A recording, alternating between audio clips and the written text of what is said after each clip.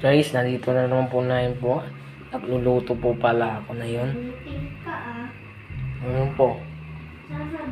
Ayun, niluluto ko po. Gulay na po may kalabasa.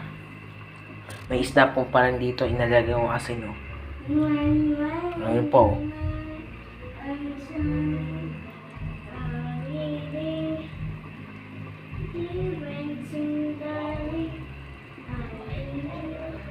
Luluto pala tayo na yun po, guys, na isda. Bitawan mo ako. Hindi ako sasama sa'yo.